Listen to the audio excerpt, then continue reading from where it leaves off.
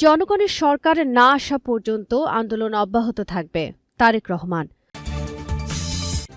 সবশেষে দেখবেন শেখ হাসিনার প্রত্যর্পণ নিয়ে জটিলতা, ভারতের সামনে বিকল্প কি। এখন বিস্তারিত। দেশে জনগণের সরকার প্রতিষ্ঠিত না হওয়া পর্যন্ত বিএনপির আন্দোলন অব্যাহত থাকবে জানিয়েছে বিএনপির ভারপ্রাপ্ত চেয়ারম্যান তারেক রহমান। তিনি বলেছেন, ষড়যন্ত্র থেমে যায়নি, এখনো চলমান আছে। আমাদের দেশের কিছু রাজনৈতিক দল বিভ্রান্তিমূলক কথা বা বক্তব্য দিয়ে যাচ্ছে পার্শ্ববর্তী দেশের ফাঁদে পা দিয়ে। সকল ষড়যন্ত্রের বিষ দাঁত ভেঙে দিয়ে গণতন্ত্র ও মানুষের অধিকার প্রতিষ্ঠিত করতে হবে। রবিবার বিকেলে সাতক্ষীরা জেলার কলারোয়া হাইস্কুল ফুটবল মাঠে কলারোয়া উপজেলা ও পৌর বিএনপি আয়োজিত জনসভায় ভার্চুয়ালি প্রধান অতিথির বক্তব্যে তিনি এসব কথা বলেন।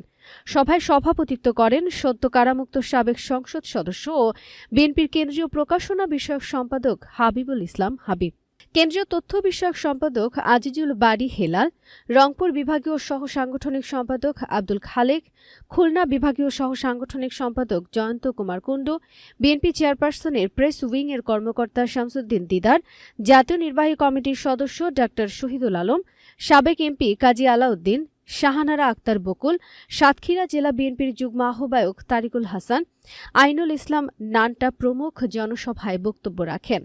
প্রধান অতিথির বক্তব্যে বিএনপির ভারপ্রাপ্ত চেয়ারম্যান বলেন, বিএনপির রাজনীতি উৎপাদন ও উন্নয়নের রাজনীতি। বিএনপি চায় দেশের প্রতিটি সম্ভাবনাকে কাজে লাগাতে। আমরা সম্ভাবনাগুলোকে বের করে আনতে চাই। আমি ৬,০০০ মাইল দূরে থাকলেও আমার মনটা পড়ে থাকে বাংলাদেশে। তারেক রহমান আরও বলেন, সাতক্ষীরায় চিংড়ি চাষের ঘের কেন্দ্রিক বেড়িবাঁধ নিয়ে যে আতঙ্ক, সেই আতঙ্ক কাটাতে বাঁধটি শক্ত মজবুত করতে চাই। এভাবে দেশের প্রতিটি জেলার সম্ভাবনা আছে, সেগুলো বের করে কাজ করতে হবে। বিএনপি শীর্ষ নেতা বলেন, সম্ভাবনাগুলো বাস্তবায়ন করতে হলে নির্বাচিত সরকার দরকার। জনগণের সরকারই জনগণকে নিয়ে ভাবে। শহীদ রাষ্ট্রপতি জিয়াউর রহমান জনগণের ভোটে নির্বাচিত ছিলেন বলেই কৃষকের জন্য খাল খনন করেছিলেন।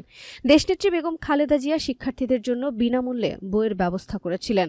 জনগণের সরকারই জনগণের ভোটাধিকার প্রতিষ্ঠা করতে পারবে। স্বৈরাচারের পতন হয়তো হয়েছে, কিন্তু ষড়যন্ত্র এখনও অব্যাহত রয়েছে।